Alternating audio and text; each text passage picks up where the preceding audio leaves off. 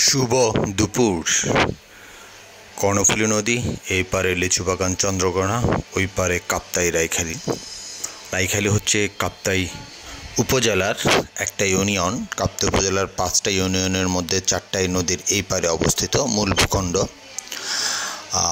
এটা রাঙামাটি টু বান্দরবন যাওয়ার একমাত্র রাস্তা,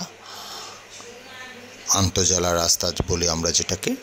কর্ণফুলী নদী পার হয়ে ওপারে গেলেই রাইখালি রাজস্থলীর পরেই বান্দরবন। রাঙামাটি থেকে যে দুটো বাস ছাড়ে বান্দরবনের উদ্দেশ্যে, কিংবা এখান থেকে যে সিএনজি বা ছোটো ছোটো গাড়িগুলো ছাড়ে, সেগুলো এই ফেরিটা পার হয়ে যেতে হয়।